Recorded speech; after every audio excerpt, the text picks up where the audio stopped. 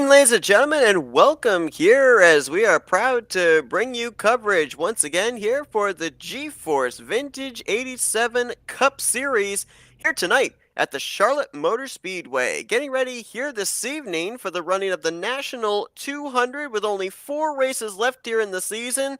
Championship battle is starting to close up here as Hank Steinmiller, Cooper Johnson, and Christopher Morse Jr. all separated by less than 200 points. I'm Seth Cole alongside of Anthony McCurry, and Anthony here tonight, the newer paved version of Charlotte, so obviously more grip. So does that mean we're going to see closer pack racing, or does somebody stand out to you that might maybe run away with this thing? Well, we've seen a lot of these drivers on various mile and a halves this season so far, and a lot of these drivers will tell you that the guy to look out for when we go to mile and a halves is the 3 machine of Christopher Morse Jr. He lines up second place outside line of Jay Counchell. Both of these drivers have had success at the mile and a halves, and this being the pre-paved version with the older cars, these cars have gone through a change. We documented at the end of the beginning of the season, rather, that these cars were almost impossible to handle. Well, now they're more than capable to get around racetracks. So having fresh surface down, it's not going to be like Atlanta where you have an old surface, and pretty soon Atlanta's not going to have an old surface anymore. So we'll see what happens when they take to this track and if they can take the smooth ride around Charlotte.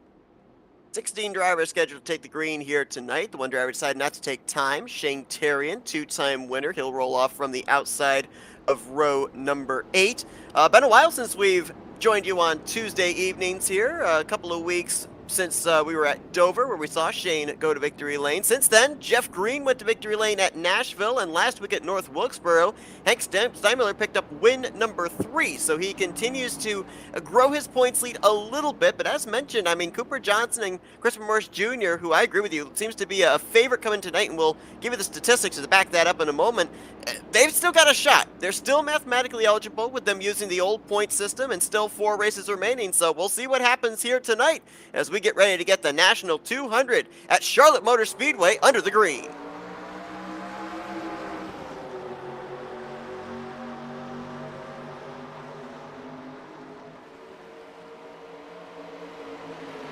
They're going to try and go for that bottom line, at least early on here. Was watching these guys in practice, and it looks like there actually is a second groove available to them. I think they'll be using it more, though, when we get into a long green flag run, because obviously on the inside line with the worn tires, there'll be a little bit more lift time. Absolutely. Right now, we see a couple of drivers that actually got the worst end of the high line, including the guy that started second place. That'd be Christopher Morse Jr. falling back, as well as Gerald Campbell, who took a little bit of a peek to the outside and almost hit the outside barrier going through 3 and 4, but has since gotten it back going the right way, back into 5th place. And right now, Morse Jr., I don't know if this is strategy or not, but falling towards the back of the pack, that is how bad the outside line can be. However, everyone out in the front single file is out, except for Cooper Johnson, who looked a peek down to the inside of Houndshell, but backs out of it. Now Mike Tellier to the inside, going to try and take the advantage. Really interesting you mentioned those 2 drivers, Campbell and Morse, because under the G-Force banner, they're the only 2 drivers in the field that have taken a checkered flag here at Charlotte Motor Speedway. Gerald Campbell won the Grand National Series race here towards the end, or the beginning, rather, of this year. And Christopher Morse Jr. last season won the only Charlotte race that was run on the schedule. So now we're looking to see if they can go either Christopher Morse go back-to-back, or does Cooper Johnson get a win here in a different league? So that could be interesting to see. If Cooper Johnson can indeed get a win, then he could start heading towards the points lead. However, the guy who is leading the points standings is out front of the field. Hank Steinmiller has taken the lead of the race, gotten around Jake Counchell, now is just kind of hanging out in first place. It doesn't look like anybody's really been able to get away from the pack as everyone continues to run single file. I think there's less than 2.5 seconds, maybe less than 3 seconds separating the entire field at this point in time. To the inside goes Cooper Johnson. Easy work of Houndshell, and now sets his sights on the leader. That is the guy who's chasing down for the points lead and the championship. We've only got a couple races left, so if he's got anything left, he's got to do it now. 100 points exactly separate Hank Steinmiller from our Daytona winner, as Johnson's going to go to the point. 177 points back of the lead is Christopher Morse Jr. Now, obviously, I guess we could say that Jake Hounshell still is within distance as well at 188 points, but you start getting further on down the running order and you have less and less races to run, you start to check away drivers that might be mathematically ineligible. So I think for Jake Hounshell, he has to win to keep his championship hopes alive here tonight. And a win and having your competitors finish outside the top 5 would be the ideal situation going into this for Hounshell, that being Jake Cooper Johnson, race leader. Sorry to cut you off, but I don't know what exactly happened. I think maybe his left front got down on that white paint line, and the back end looked like it was going to come around. Tremendous save, but that could have been catastrophic at the front of the field. Which is weird because I was looking at it, and right when it happened, I didn't register that it was happening. But yeah, to your point, great save on the part of Johnson, but he will fall back to 4th place after that exchange. Hijinx make that Steinmiller back to the lead of the race. But going back to Hounshell, he's got to finish in the lead of the race. I would dare say that he has got to win not only this race, but he's got to win the next following race and have everyone else that's running in front of him finish outside the top 5. That's about the only way that you're going to mathematically keep your championship hopes alive going into the next couple of races. And I mean, mathematically you might be eligible for it, but realistically you might not be. So, but that's not to say that Jake Hounshell hasn't put up a tremendous season. He's had one of the best seasons that I think I've seen out of the Hounshell stable in quite some time. And right now, running 2nd place on the racetrack, if season 3 comes around, I would dare say look for Jake Hounshell to potentially be a championship contender throughout the entire season.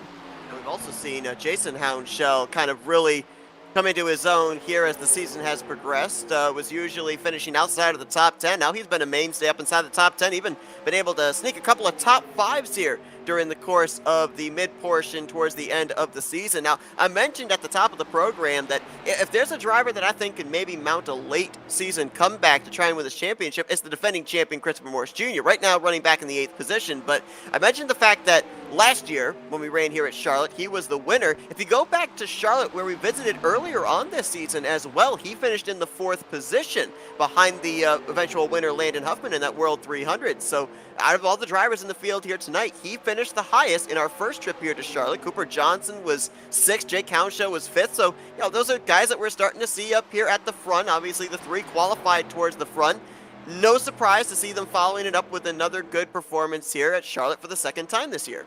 Indeed, and then being a bit different. I don't think, if my memory serves me right, I don't think that we were at this track when we had the new pavement. I think that was back when we had the old pavement. Is that correct on that? That would be correct, I believe, yes. Yeah, so it's almost like these guys are trying to have to learn this track again.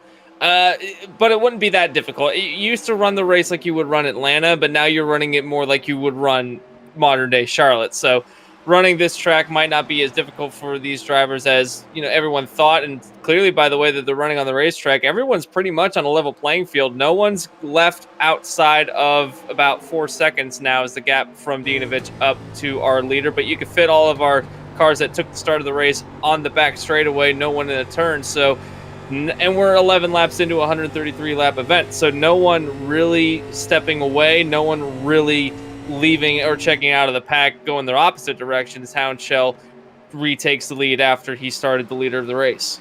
Morris Jr. picking up a spot there on Robert Kenny, so move him up to the 7th position. Behind them, good battle going on just inside the top 10. Jason Hounshell trying to hold off James Goshen. You got Dallas Myhand on the top there in that silver 41. James Roth also there in that very familiar number 4. That is 9th back through 12th position. Throw a blanket over him. Now, talking about that previous race we had here at Charlotte, that was 200 laps in length. Here tonight, only 133 laps. So what does that 67 laps shaved off do in terms of pit strategy for these drivers if we stay under a long green flag run?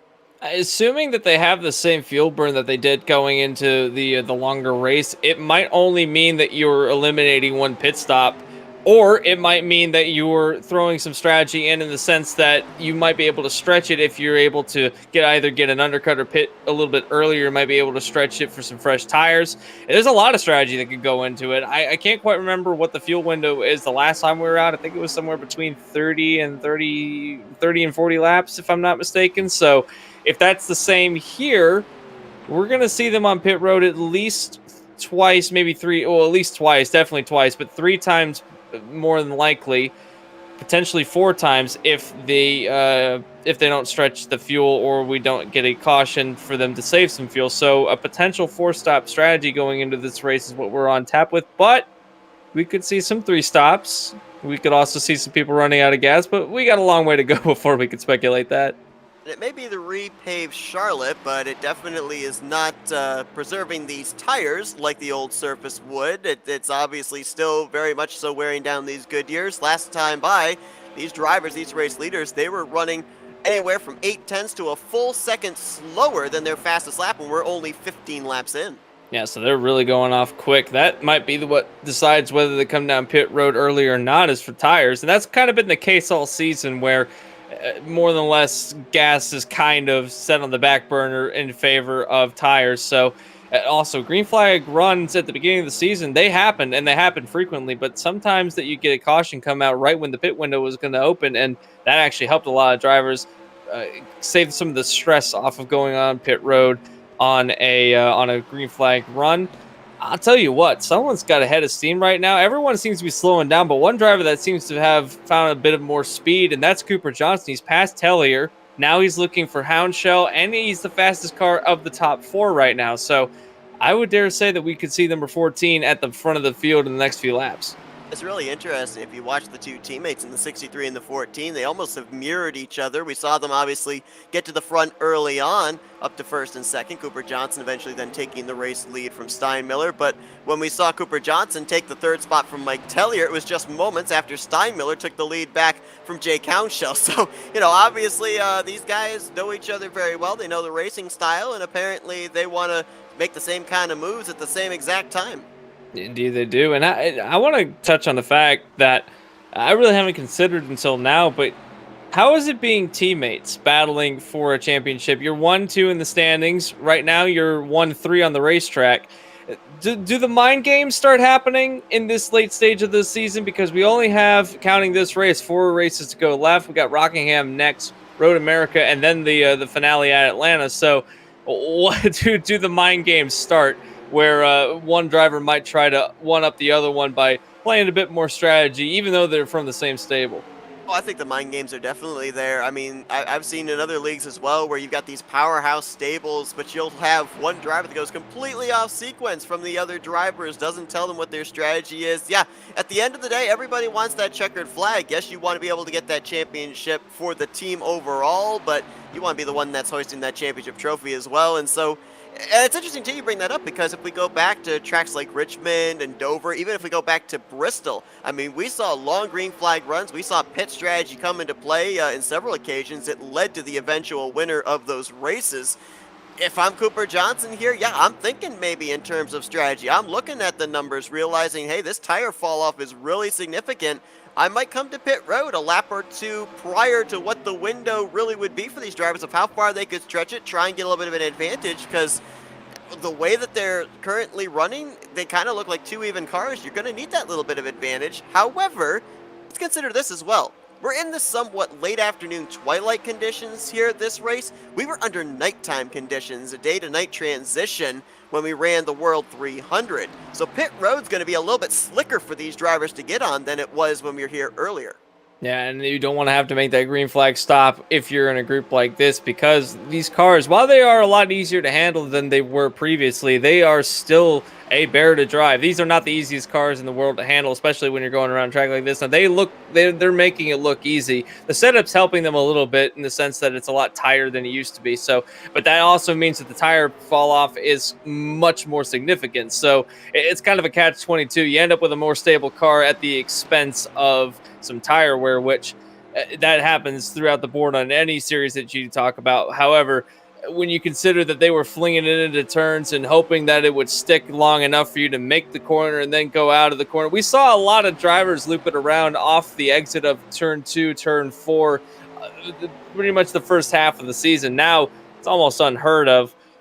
More or less, you see them get some understeer and head up into the wall front first, but that definitely comes into play. When do you pit for tires? How many tires do you take? Do you take less tires at the end of a run to maybe get the track advantage with a few laps to go? Or do you go with no tires? Do you go with a splat? It is a lot of things that these drivers, and especially these teammates that are 1-2 in the standings are going to use in their repertoire. And I want to touch on Cooper Johnson because if looking at the stats, he's been the more consistent driver of the two in the top two in the standings. Hank Steinmiller, he's got 3 wins this season.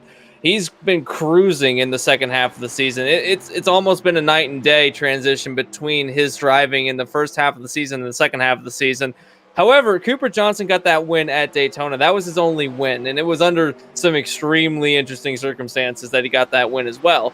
But he's been consistent enough to not only stay in the top 5 in the standings, he's been consistent enough to stay in second place in the standings, and he's got drivers behind him with more wins and technically more top 5s than he does. However, the consistency, we keep talking about it, but that is what wins you championships. And I have to say, if Hank Steinmiller maybe had only 1 win this season, was on the same playing field as far as points goes in that regard, I don't know if we would be calling him the points leader right now.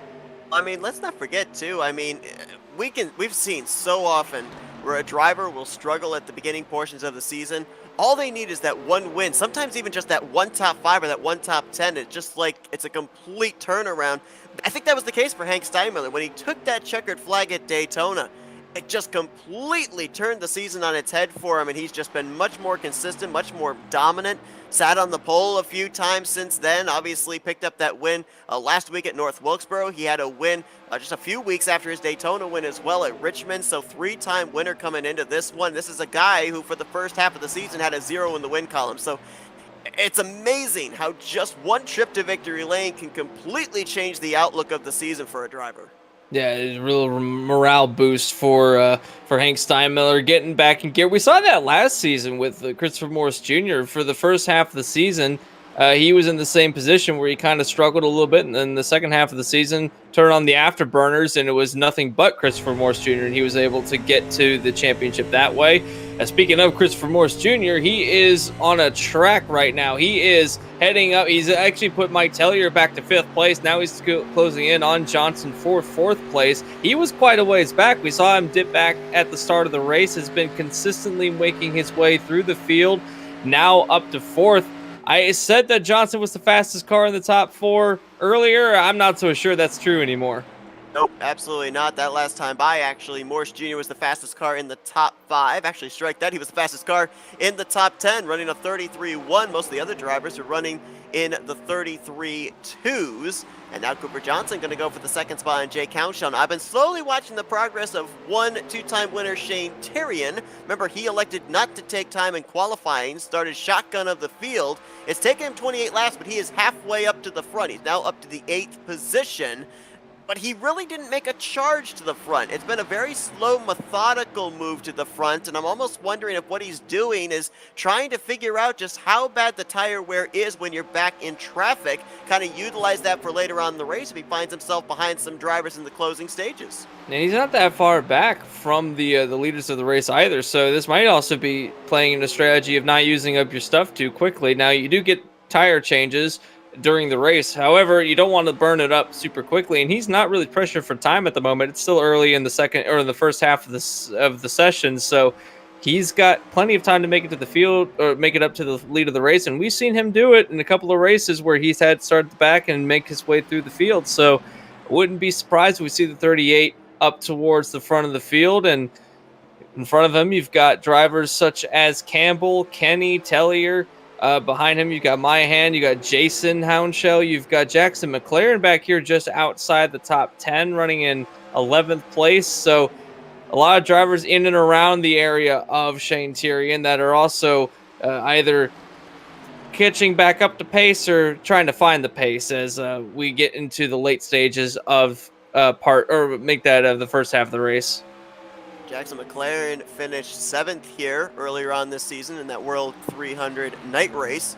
I've been noticing a couple of cars. Hank Steinmiller was one of them. We obviously saw the slide by Cooper Johnson, and just moments ago saw McLaren where the back end of the car is kind of coming out. And we documented the last 3 or 4 broadcasts for this league, and we've even talked with some of the drivers, and they said, the change that iRacing made to these 87 cars, now they're fighting more of a tight condition than they are a loose condition. Well, just based on seeing these back ends want to step out, I think that loose sensation, at least in part, has returned.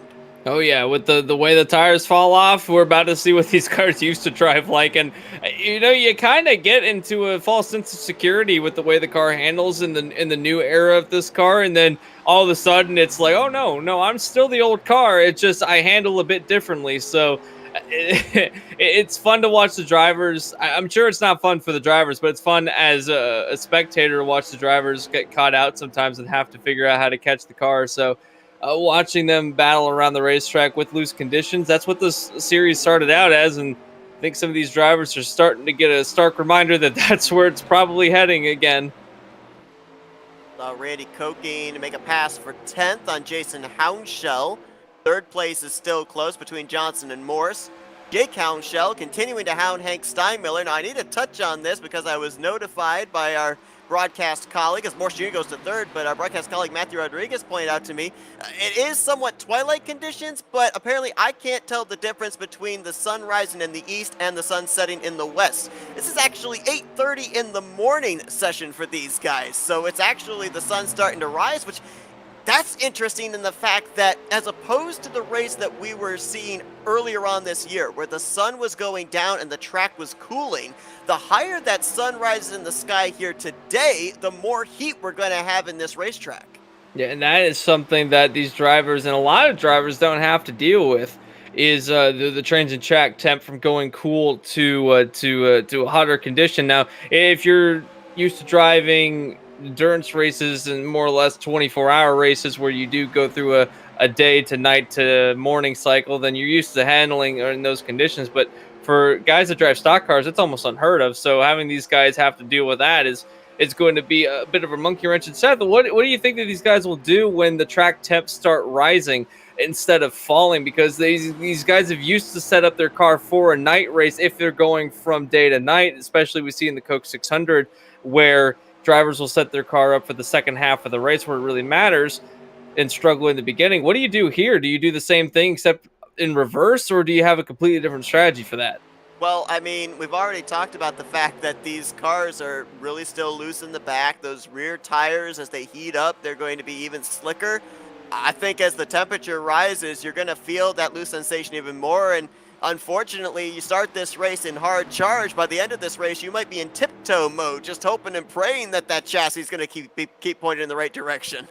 Yeah, especially with the track temps rising, we're still in the middle of summer. Although summer is coming to a close in a month and a bit's time, so still plenty of heat left in this part of the country. So we'll have to see if these drivers really know just how to handle the sudden change. Well, not really the sudden change, but the rising change in track temp. Christopher Morris Jr. trying to catch up to Jake Hounshell in the O2. Cooper Johnson falling back. Mike Tellier has been in this top five since the beginning of the race. He's now the bookend of the top five. Now, he isn't showing his hand, I don't think. I think that he's keeping a lot to himself right now. Still early on the race. Not really much to fight for at the moment, so you don't want to reveal what you've got. But I have a feeling that that 97 car has got something that he's not telling anyone, and it's probably really, really important for the win of the race. Hasn't fallen outside of the top five yet today, as we got some drivers on pit road. That's Brian Voles in the 5 machine. Kevin Dinovich also on pit lane behind him. Now, these, I believe, are regularly scheduled stops. We saw moments ago the 85 of James Goshen on pit lane. Got a report that he actually had a right front tire go down. Now, we haven't heard any other reports of major tire wear from other drivers, so apparently he was really pushing that 85 car, maybe driving too deep into the corners, really heating up that right front. That's cost him 3 laps as a result. It has indeed. McLaren now on pit road, running in the 13th spot, will hit his box and will get service. Still, the leaders of the race still stay out on the racetrack. No one looked like that they were indicating going to pit road, but this time we might have some takers, as I think that Morse might be one of them. He slows down in the middle of the turn, and Johnson almost ran into the back of him, and I think that might have messed up Morse's strategy because he's gone around again, but Morse slowed down significantly through turns 3 and 4. That really stacked them up for 4th place. Mike Tellier now to the back bumper of Cooper Johnson. Possibly the 7 of Jackson McLaren maybe coming down here for a flat tire as well, although he is down and away, didn't spend very much time on pit lane. Jason Hounshell now comes down to the attention of his crew, and this is interesting with these drivers coming down here between laps 40 to 45 potentially, because if this is the furthest these guys can go, they're in for at least one more pit stop and then might have to save a little bit of fuel to make it to the end. It's definitely going to be a fuel strategy race going from here on out. If you can make it on 2 stops, then that would be the ideal thing, that you can get this first stop in and then the second stop and call it a day. But if you run hard, though, oh, we've got a car spinning around in the back straightaway, and I think that's Gerald Campbell going straight into the inside wall. And then back up to the outside wall. Fortunately, the field was somewhat spread out around where he was, so nobody else hits him, as that car mangled at the top of the racetrack there. Hard lick into the inside wall, and let's not forget, here in this Cup Series, no faster pairs available outside of super speedways, so Campbell's day is done, and I'm getting the report, Anthony, another blown tire. Now the tires are falling off quickly, and I saw him towards the end of the turn. It seemed like his car was tracking up the racetrack, and I think he just hit the wall. I don't think there was anything else. His tires went down, and then he couldn't keep it off. But man, hard luck for the 31, and that is, I believe, the second confirmed, if not the third one that's had tire problems so far. So that shot he took hard into that inside wall with the front end of the race car. So even if they do get that thing running enough where he can come back out on the racetrack, he is going to be multiple laps down. Take a listen on board with the 31 and just how that thing just does not turn. He's got that car turned hard to the left, but it just goes straight. When you don't have both tires on the front of that race car, it's going to do what it wants to do. Yeah, and especially when it's going at that speed in that part of the racetrack. Now, I believe that it was a right front that went down. That was what caused that. That seemed more or less just like it just lost all grip steering, so would imply that the front tires went down. Everyone on pit road at the moment. I think that Steinmiller missed his box and had to step back a little bit. Now, look at this. I think Tyrion's going to get up and jump pretty much the entire field. I think he's going to come out in second place is the 38.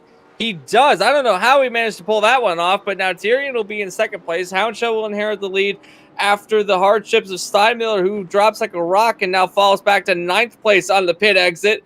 And Cooper Johnson will take 3rd place back. But the biggest story is not only does Steinmiller, the race leader and points leader, fall back into 9th place, but Shane Tyrion somehow jumps all the way up to 2nd place. After Gerald Campbell had his issues, Shane Tyrion under caution was running in the 6th position.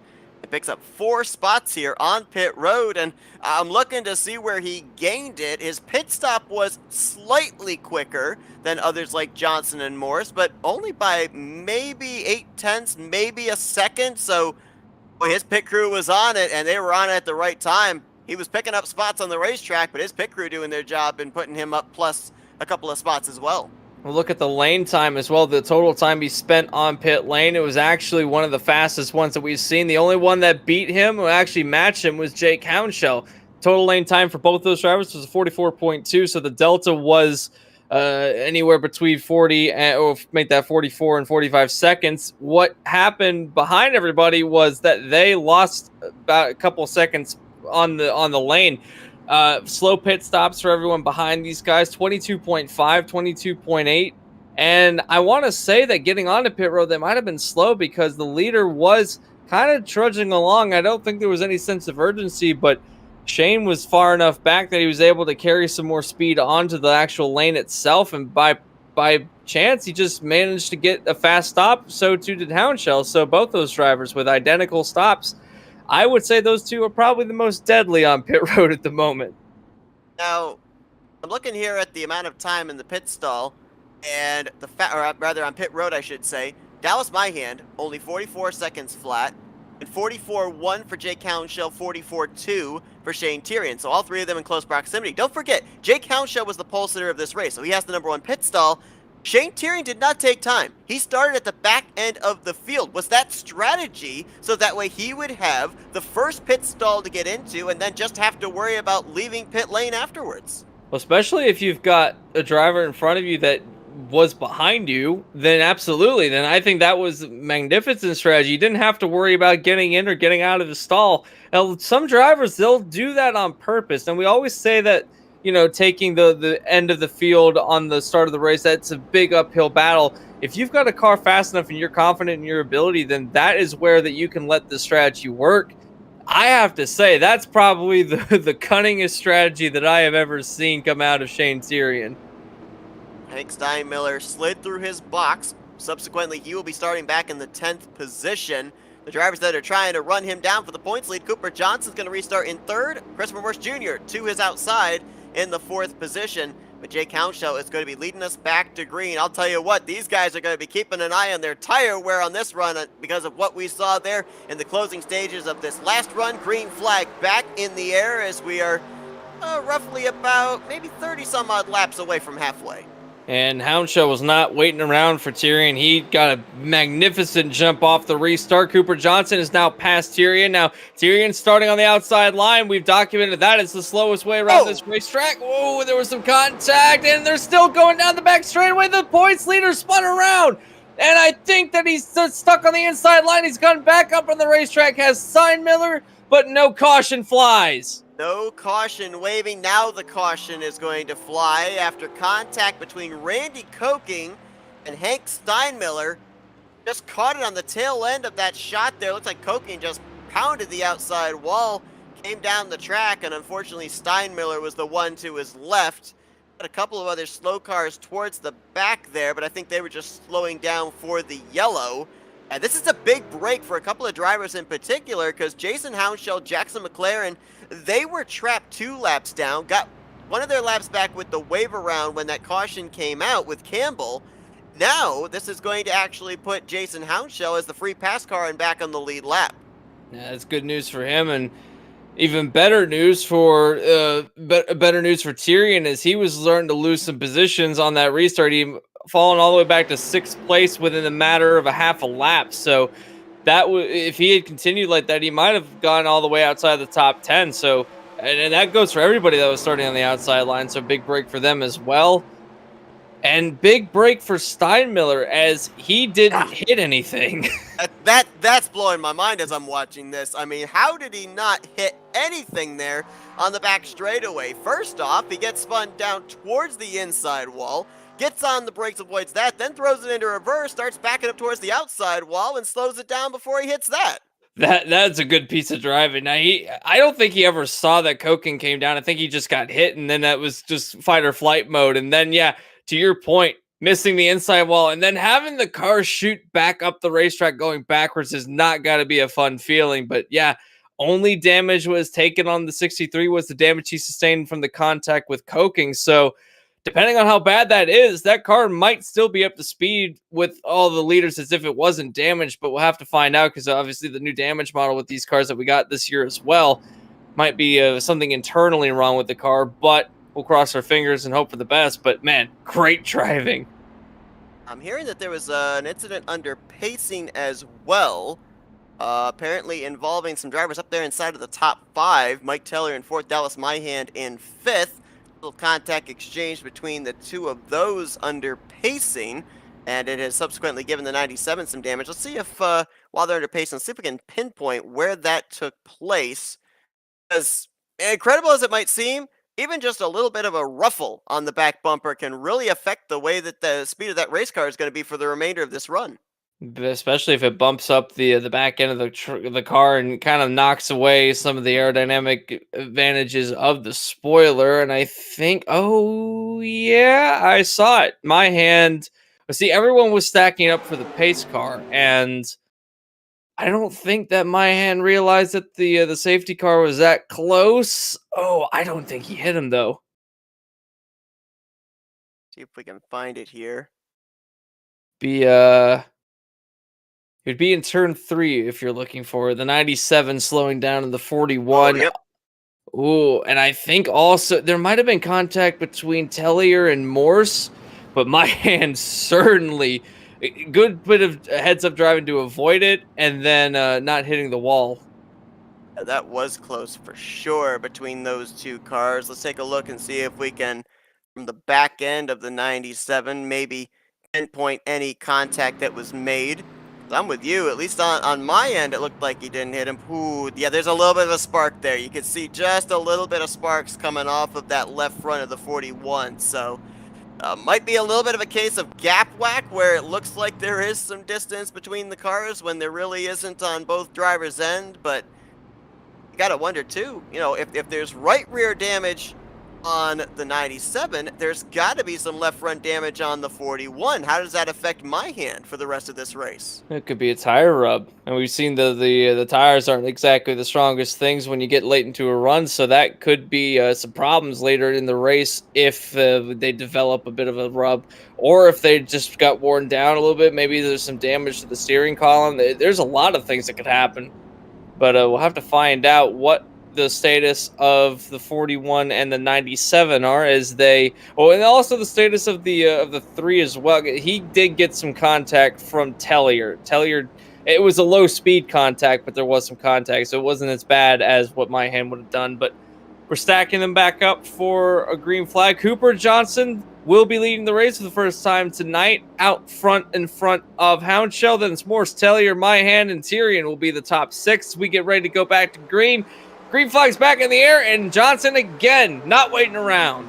Gets himself a good restart here. Obviously trying to get his second win on the season, but he's also trying to close in the points gap between him and his teammate. Steinmiller restarted back in the 8th position. 14 drivers took the green flag here for this restart. 10 of them on the lead lap, with Jason Houndshell getting lucky dog, and we're 3 wide down the backstretch, headed for turn 3. And no, Johnson backs out of it. Houndshell takes the lead. Morse in second place, and here comes My Hand. I don't think that car's got any damage on it because he's rocketed up to 3rd place. Now going for the lead of the race is Christopher Morse Jr. underneath the 0-2 going into turn 1. There was a bit of a squeeze up the middle of the racetrack, but now through goes the 3, and here comes the 41 with him. That was My Hand trying to get up to that 2nd position. The door was left open courtesy of Morse Jr., and My Hand was willing to stick his foot in. He's going to try and keep it to the bottom, clears up off of turn 4, move him to P2. Houndshell drops back to the 3rd spot. Here comes Tellier to work on Johnson for 4th place, and here comes Steinmiller. He certainly didn't get any damage from that. We were wondering if he had some damage from the contact, but it certainly has put all the doubts to rest, as he's now trying around the outside of Tellier. It's the longest way around the racetrack, but he's got the slingshot. He might be able to make it work. Got close to that outside wall there off of turn 2, but plenty of room here into turn 3. Looks to pinch the 97 down. Tellier moves up just a tiny little bit there as the car got tight through the center of the corner. Might be clear, and is. Steinmiller back up into the top 5 after restarting back in the 8th position. Just an update, 2 drivers are in the garage area here. We've had 2 cautions, and it's resulted in 2 DNFs. Gerald Campbell bringing out the first caution will finish 16th. Randy Koking, involved in the last yellow flag, will be finishing in the 15th spot. That's unfortunate for those drivers. Campbell, obviously, with that contact earlier, and then Koking. It might have been connection issues that took Koking out, because that and the contact that it was made, but I think he was having problems even before that. So both a unfortunate exit. Right now, Morse is trying to check out away from My Hand, but this is the most speed I think that we've seen out of the 41 all race long. I don't know where this sudden burst of speed came from, but now he's really showing what he's got in that 41 machine. He's staying right with the 3. Back behind him, Houndshell, who has started on pole, has stayed within the top 5 all race long, will settle in for 3rd place. Steinmiller has now got to 4th place, as well too, as Tellier into 5th, as make that Cooper Johnson has fallen back to 6th place after an exchange a lap or 2 ago. And Hank Steinmiller, the last 5 laps, has consistently been the fastest car on the racetrack. Oh boy! Might have been a little too fast there, almost a la Cooper Johnson, where the back end stepped out with that left front getting down on the paint line. And now Tyrion to the inside goes to Cooper Johnson make that Tyrion on Johnson, and now he'll set his sights on Tellier. But these cars, you don't want to upset the balance of them, and when you hit the inside apron, it really doesn't like it. So It's a close game that he's got to play. Back behind them, you got Roth and Kenny battling for a side-by-side battle on the racetrack with looks like Roth on the outside, Kenny on the inside. This is a good battle going on for what I think is the 8th place position. Not sure what happened there off of turn 2 with Mike Tellier, but he was low. I think he was actually down below that white line, either to avoid someone or to let somebody by. I'm not sure which is the case. Shane Tyrion up in the 5th position, so I'm not certain if maybe he was just moving drivers left, letting the 38 on by on the back straightaway, or if maybe had an issue off of turn 2. I saw a plume of smoke in front of the guys battling behind him, so it might have been he got the bit of the apron and had to catch the car before it went up to the outside wall, but right now he slots back into 6th place. Cooper Johnson now back to 7th place. That driver is going the wrong direction after restarting as the leader. That I don't know if he used up a lot of his stuff too early or if this is strategy, because we saw that Tyrion had backed off quite a bit at the start as well, and he went back to 6th place. Now has kind of been gifted positions. He is a fast car right now. He is closing in on Steinmiller. Hank Steinmiller trying to catch up to the top 3. He's actually right with them. And the top 3 is continuing to battle like it's the last lap because my hand not going anywhere. My hand's been making me nervous over there in turn 1. He has been almost pushing Morse Jr. into that first corner as takes a peek to the inside there off of 4. Can't quite do it. And don't forget, Dallas Myhan was a championship competitor last season. Lost the championship to, guess who? The guy just in front of him, Christopher Morse Jr. Myhan's got nothing to lose this season. He only has run a handful of races, but Morse Jr. on the other hand, I mean, he's trying to get this championship, back-to-back championships, and be able to chip away from Hank Steinmiller's points lead. Steinmiller having none of that as he's up to 4th, and good call on your part there about the 97, Anthony. Got word that Mike Tellier did also very much like a couple of drivers have today. Got that left front tire down the white line, back end started to come around, made a great save, and right now still running the 6th position. Yeah, staying in close proximity of the 38 is the 97, so didn't lose too much time, but just enough to spook him. Houndshell is being hounded by Steinmiller. Now, you mentioned a point that I want to touch on because Christopher Morse Jr. right now would chip into the points lead undoubtedly. But you mentioned that Myhan is kind of out, I wouldn't say for revenge, but he's out to prove a point. He was down to the end of the season with these 2 drivers, and now he's trying to get around the 3. I don't know if he'll do it or not, but I wouldn't be surprised if we see a bit of a bumper. Now, I don't think that the season last season came down to something like that, but it would certainly be dramatic to see the 41 if he wasn't backing off now to allow Houndshell to go through. If there might be some contact between Morse and Houndshell, make that Myhan, because they had a really storied battle going last season. Now, obviously, our numbers are a little bit skewed right now as opposed to the first run because there was a caution period during the second stint of the drivers being on pit road, so they wouldn't have run nearly as many green flag laps this run as they did prior to the first caution coming out. But let's not forget that we started to see a lot of tire failures about 40 laps into a run. They're about to complete the 20th lap on this stint, so theoretically, let's say they had about 4 or 5 laps under pacing. We'll call this about the 15th green flag lap that they've made. With how hard we saw Dallas Myhan battling Christopher Morse Jr. there, you've got to think he's going to be one of those drivers around that 40 lap mark of this stint that's going to be having to really worry about the heat that was built up in that right front. Absolutely. And we saw, I think the confirmed total was up to 3 tire failures the last time out, which is a lot when you consider that we hadn't had any until this race that was that much that suddenly. So having that many to worry about, it's going to throw a monkey wrench into these drivers' strategies, because I want to bet that some of them might have been trying to stretch it on fuel. I think that these drivers can go longer on fuel, but the fact that in the caution really coming out really did help these drivers a lot when they were able to come down and get fresh tires. If you're late in the race, let's throw this scenario out. Do you risk a 1 stop after this next stop, because you're going to be stopping with a very razor's edge limit on if your tires will make it? I don't know about the fuel, but will you risk the tires? Yeah, that's an interesting point, because I actually just noticed that when that last caution came out, Hank Steinmiller came back down pit road.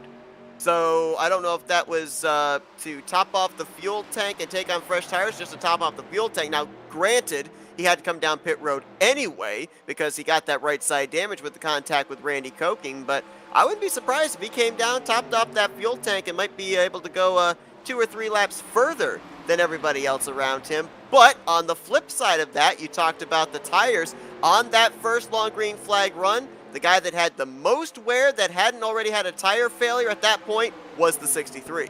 Oof, and he might have had one if he had stayed out longer. That's why I think that the full course coming out really did help these drivers in the sense that maybe some of them were on the brink of having their tires go out on them, and then they were able to save it.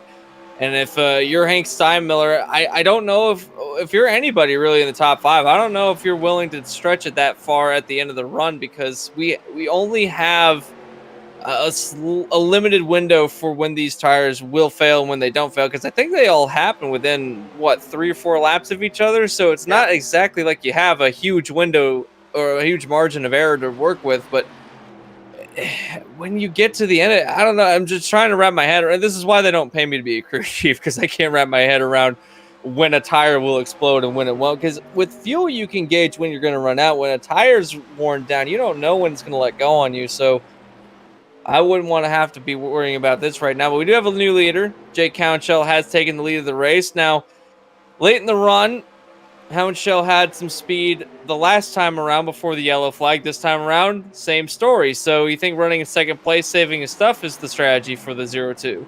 That could very well be. I mean, right now, keeping 3, at least in his rearview mirror, he hasn't been able to drive away from Morse Jr. or Hank Steinmiller. Actually, right there, I think that Morse might have gotten a little tight off the corner, had to back out of the throttle, and that opened the door for Steinmiller to take a look at the second spot into 3. He'll clear for that position.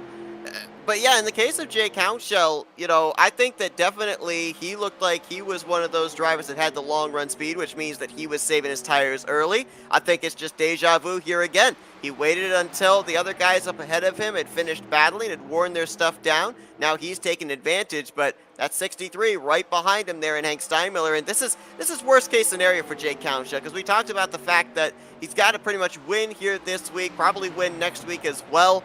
But with the fact that Steinmiller's right there in his rearview mirror, I mean, it's going to be a minuscule amount of points that he's going to gain if these two manage to finish in first and second.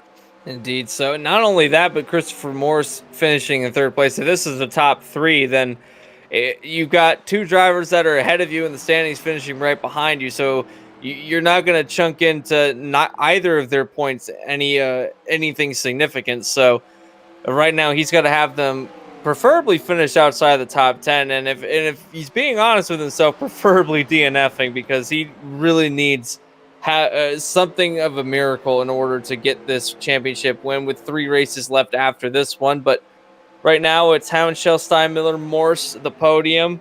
My hand has fallen back into the clutches of Shane Tyrion, who is looking to try and get around the 41 for the 4th place position. Mike Tellier still content to run in 6th place. Cooper Johnson as well, content to run 7th place. Kenny Roth and Jason Hounshell make up your top 10, and it's been a pretty quiet second half, except for we should say lap 1 incident, the incident that happened right after the restart. So other than that, it's been pretty much the same as earlier on, and I say that battle for the lead. Yeah, I think it's pretty interesting, because I don't think either one of us coming into this race expected that it was going to be tires that were going to be the main talking point of this race. If anything, Charlotte is pretty much known for its long fuel runs and its fuel strategy, but it certainly throws a bit of an X factor into it for us and the drivers alike. As, ooh, man, that 3 coming up off that white line with the 0-2 was outside. That got awfully close there through 3 and 4. But you're right, Steinmiller to the point. Now, obviously, he's lost the race lead, but it was nice to see Jake Hounshell out there leading again, because it's interesting. Jake was a formidable opponent last year. He's obviously up in the top 5 this season. However, hasn't spent a long time out in front. He was 9th highest in the statistic of laps led, 100 laps coming into this race. So not really spent a whole lot of time out in front here during the course of this season. So nice to see him out there being pretty dominant when he had that car in clean air. But now he and Morse Jr. trying to figure out who's going to be the one to try and reel in that 63. Right now, the 63 is of is looking back at these two battling and saying, yeah, keep doing more of that, because for the first time in this race, the leader is starting to check out a little bit from second place. It's been pretty well that if you get in the lead of the race, you're going to have somebody right behind you. But right now, with the battling side by side, he's opening the gap by a minuscule amount, but he is opening it. So he's wanting more of this happening. And I'm surprised at how well the outside line works on older tires, because right now, Houndshell's not giving up any ground. They're still side by side, about the same as they were the last time by. So you think that the outside line is starting to come in? Is Morse almost lost to going into one? Question I have is, which line really heats up that right front more? Would it be the shorter way around the racetrack on that inside line, or would it be on the top side where not many drivers have run, where there may not be a whole lot of tire grip? Woo! That's a little close there through 3 again, as that 0-2 almost looked like it was going to get snapped around courtesy of that rear wing on the 3. If they didn't make contact, it was awful close. You couldn't have fit a piece of paper between those two cars. And right now we got another battle very similar to this one behind them between Tyrion and Mayan. As actually Mayan's been able to get the position away.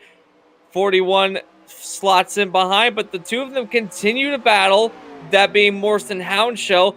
Steinmiller, and I thought that he would, but really hasn't gotten away. So, whoa, goodness, that could have been disastrous for the top, for the first, or make that second, third in the standings right now. That could have been horrible, the contact made.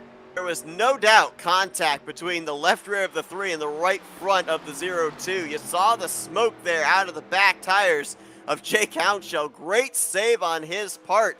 And that's a thing, too. I mean, we've already seen guys like Mike Tellier and Cooper Johnson. They nearly lost it on this run. Jake Houndshell now with a near spin after the contact between himself and Morse Jr. With how much tire wear these drivers are dealing with, people may not realize, but when you have a slide or a near moment like that, you spend the next 5 to 10 laps trying to cool those tires back down, because just a slide like that, it shoots them up astronomically in temperature and takes away grip. Especially on the entrance into the corner, you're going at one of the fastest that you're going to be going, and you're putting a lot of load on the right side of the tires. So, yeah, you're going to have to figure out how to cool them down. And that's a hard thing to do, is when you're trying to cool the tires down but still be competitive. This is one of the few scenarios where it seems to have worked out for Houndshell. He hasn't lost any ground. He's still battling. But when you try to cool down your tires while you're trying to battle other drivers, it can feel like driving on ice for a little while, and you just try to hope that the car doesn't snap around on you. But thankfully, it looks like he's fine. Tyrion is now caught to the back end of these 3 in front, and my hand is now starting to fall back. So what does this say for the drivers in front of Tyrion? Do you think that they may have used up their stuff while Tyrion was holding back a little bit? Yeah, I'm not certain. I mean, we know that Shane Tyrion was kind of trying to figure out the long race pace during the first stint, just before the first yellow flag came out. So he's got that in his back pocket. He also worked his way up to here from dead last. So he passed a lot of cars and was able to know where his car was most comfortable at whatever portion of the stint. So we'll see if he decides to maybe take this 3 wide, if he waits for the second place battle to settle out. Might be playing the patient game here. That would certainly help preserve those good years underneath him. Side by side again between these two. Is Houndshell start to slide up the racetrack, and whoa, here comes Tyrion. It might be thinking about 3 wide. He is thinking about 3 wide. To the inside of the racetrack goes to 38. Can he hold it going into turn 1? Are these guys going to come together? Oh, there's still 3 wide going through turns 1 and 2. How are they holding it together like this? I don't know, but that 38 pushed up there. Oh, is he going to get hooked? There's contact. Ooh, there wasn't much room. I didn't think he was clear. It was a bit of a blind spot here off of turn 2 with our camera shot. Definitely contact between those two. And now it's going to be Tyrion into third, Morse into second, Houndshell to fourth. But to your point, I don't know how they all kept it pointed the same direction. I'll tell you one thing, too. I was just quickly going through the stats. Believe it or not, everybody up here inside the top 4, they're chasing their first 1.5 mile win of the season. None of them have won at a track of this length. That is an interesting strat, because you think about Christopher Morse Jr., he's noted at being the best at these tracks throughout the last season, so it's incredible to me that he hasn't gotten a win this season. Tyrion hasn't made all the starts, but he's certainly had his fair share of starts at 1.5 mile tracks. And to your point, a lot of the drivers that have won these 1.5 mile events so far have been one-off drivers that come in for the special events, or I think that it might have been Blaine Atkin that won one of them, and obviously he doesn't run in the series anymore. So yeah, all these drivers looking for their first win on the mile and a half right now. The points leader is loving what's happening behind him. He's opened up about a think that 8/10 of a second gap back to them. And now these three battle again. Tyrion sails it into turn 3, parks the bus going through turn 4, and cuts off all the momentum of Christopher Morse Jr. But now he's reeled back in Houndshell, and you've got to bet that if he gets a run, he might try to take it 3 wide. You got the top, or actually second through fourth, all still nose to tail. This all going on about 8.5 of a second behind Hank Steinmiller. Saw the 29 of Kevin Dinovich on pit road. Anthony, we've entered into that realm again, much like on the first stint of where drivers were experiencing those tire failures. So we're going to keep our ears to the scanners, see if anybody's going to run into those same type of issues. As we got a car diving on pit road, that's Dallas Myhand in the 41. Myhand's certainly not one of those drivers that wants to chance it. He's going to hit the pit road for the first of our top 10. Hank Steinmiller staying out. Pretty much all the leaders staying out. Now, the one driver that I am the most concerned for is Jake Houndshell, because he made the contact earlier. He was spun a little bit, got some heat in the tires. So I would be concerned for his tires longevity. I'd also be concerned a little bit for Morse, because he was also engaging in a side-by-side battle, running the outside line of the racetrack for a lot of it. So I wouldn't be surprised if he's struggling late in the run. But Tyrion, I think that he's been able to save his tires enough that he's not in the danger zone, as now here goes Houndshell again to the inside of Morse to try and get third place. Boy, these two, they have exchanged paint and everything else as they have been battling for second. They're now battling for third. They just can't seem to get away from each other. Myhand made the safe call to come to pit road, felt the tire might be going down, so was not willing to risk it. The thing is, too, for these guys, it's the catch-22, because you don't want that tire to go down. You don't want it to ruin your race. It's already taken 2 drivers to the garage area, have these tire failures. The flip side, though, is you come down pit road, you lose a lap or 2, and then somebody that decides to stay out blows a tire, the caution comes out, and you find yourself trapped off the lead lap. So you got to kind of figure out, you got to have to leave it in the hands of the tire, so to speak, and that's not a safe place to leave your hopes of winning this race. Especially because you can't calculate when a tire wants to give up, so having to figure out when a tire's at its limit is the hardest part of this race. And I think if these drivers can get to lap 93, I think a lot of these drivers are eyeing lap 93, because that puts them 40 laps till the end of the race. We saw that they can get to 40 laps easily without any issues for the most part, so if they can get there, then they can come down pit road, get fresh tires, get fuel, and that will be the end of their stop. So I do think that if they can get there, then that's going to be the right call. It's a matter of getting there without anyone else having their tires explode, because they've been out on this stint for quite a while, and I'm looking at it right now. These drivers have been out here so far for 42 laps for Hank Steinmiller. But remember, he's the one that came down pit road again after the second caution came out. Everyone else, lap 47. They're on 47 lap old tires. Now, granted, some of that was under pacing. We can call that maybe lap 43, 44 realistically. Under pacing, the lead, or make that second place Tyrion might be thinking about it. No, he just got on the apron a little bit. So, Seth, if you can get to lap 93, you're pretty much golden. Yeah, pretty much. Yeah, I think that we got some drivers actually pitting right now. Cooper Johnson, who was battling at the time with Mike Tellier for the 5th position. He's going to elect to come to pit lane. So these drivers would be just on the cusp of possibly having that right front last till the checkered flag. I wonder if we're going to see teammate to the 14, Hank Steinmiller, the race leader, duck onto pit lane this time, or if he'll stay out for a couple more laps. Nope, looks like he's backing that car down potentially. He might be hitting pit lane this time. Nope, he faked me out. He's going to stay out for an extra lap. But Shane Tyrion, he's going to give up the 3rd position. Actually, he was running 2nd at the time. He's on pit road. Morse Jr., Mike Tellier following him as well. So the time on the pit road starts now for these drivers trying to get to the end of the race, and this is about the window that they need to do it in. Tyrion hits his marks. He almost overshot his box, but I think he just got into it, so he gets his service done. Tellier also gets his service started as he hits his box. So too does Morse as he hits his box. So everyone good on that front. I think the leader is now coming down to pit road. Here comes Steinmiller. However, Jake Houndshell stays out. So, willing to throw the dice is Houndshell. He might be betting on somebody possibly losing it, but I don't think that there's going to be any chance of that.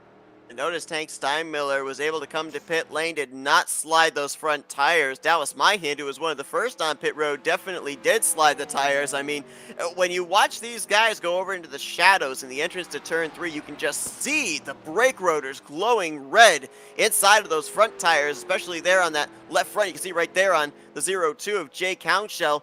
Those things can lock up when you're coming down pit lane, and you do not, if this thing remains green to the end, you do not want to risk getting hit with a speeding penalty. No, you don't want to risk that, and you certainly don't want to risk the time that you're going to lose trying to get the car woed up onto pit road either, so you're going to get hit with a double whammy. So far, Houndshell staying out again, staying out a lot longer than I thought he would, to be honest, but still running around as the leader of the race. Does he come down pit road now? I think he's taking a pretty aggressive line in, hits the apron, now rolling it down for the speed limit. Got a bit of a upset moment, but gets it woed down in enough time, hits the pit limiter, and now we'll see what he does. Is undoubtedly going to be a 4-tire stop, but will he come out as the leader? I would dare say probably not, but Christopher Morse Jr. might, because he's been able to jump up in front of Steinmiller on this cycle of stops. Watching the telemetry there, I think Morse Jr. went with a 2-tire pit stop, potentially right sides only, because he only spent a little more than 14.5 seconds in his pit box. Steinmiller was there for a full 21 seconds, so I think there's a strategy call here on the part of the 3. We'll see how it plays out, as he's going to unlap himself around our new race leader, Robert Kenny, in that 34 Tabasco Fiasco. Interim leader Robert Kenny driving probably the coolest paint scheme, or one of the most iconic schemes on the racetrack right now, and he'll be leading the race until he comes down and makes his stop. Jason Houndshell will be second place for now. James Roth now hitting the pit road. He is running third place at the time. He'll lose that once they cycle around. So if everything cycles those way it should be, the top 3 will be Morse, Steinmiller, and Tyrion. Dallas Myhand will be back into 4th place. The guy who's lost the most positions out of all of this was Jake Houndshell, staying out that extra few laps. Kenny and Jason Houndshell still need to hit pit lane. Looking at the interval right now, when everything cycles around, looks like Morse Jr. could have as much as 4 seconds between himself and Hank Steinmiller. Steinmiller's got only half a second back to Shane Tyrion. The question is, though, when do the 4 tires take the advantage on the 2 tires? Because for the time being, Christopher Morse Jr. is running somewhat identical lap times to Hank Steinmiller, but you have to think that extra grip that Steinmiller, Tyrion, Myhand have, it's going to, the longer this run goes on, it's going to swing into their favor. The second question is, will Hank Steinmiller have enough time? Because he's 4 seconds back right now to the leader, and we're closing in on 30 laps to go in a couple laps time. So if you start picking up the pace anywhere less than maybe 20 to 15 laps left, are you going to even have enough laps remaining in order to get up to the leader of the race? Jason Houndshell is going to inherit the lead, with Robert Kenny staying out and now finally coming to pit lane. Woo, Mike Tellier getting a little loose as he tries to cross to the inside of the race leader. Way up the track goes Jason. Jason able to go a little bit longer on fuel, since he also came down pit lane under the last caution. Of course, getting the lucky dog under that yellow flag as well. We'll see if he ducks onto pit road this time. Nope, so he makes it out another time here, as Steinmiller checking in on his interval to Christopher Morse Jr. That last time by, cut it down by 0.2, 3.8 seconds between these 2 drivers for what eventually is going to be the race lead when Jason Houndshell calls the 00 to pit lane. And right now, no indication of doing that. He's actually about to get passed by his teammate and brother Jake Houndshell, going down the back straightaway. So right now the 00 just being a placeholder, but a pretty, I gotta admit, a pretty fast placeholder. That car's got some pace, just not really, he was always in traffic and not really able to get back up to the front of the field, but that 00 has some pretty good pace. Christopher Morse Jr. is losing ground. Oh, they actually gained a little bit of ground that last time back. He gained about a 10th over Hank Steinmiller, is now kind of leveled out. Shane Tyrion hasn't really made up much ground onto Steinmiller. My hand is 4.2 seconds back from Tyrion, so the field has spread out quite a bit since the green flag stops, as everyone trying to slot in where they are for the eventual Jason Hound show returning to pit road. Is he still staying out? He's been out for quite a long time. To complete his 53rd lap on this stint. We're watching the closest battle on track, which is currently for the 6th position. When Hound Show hits pit road, it'll be for 5th, and this was actually the battle for 5th before the pit stops began as well. Cooper Johnson and Mike Tellier battling for the final spot inside of the top 5.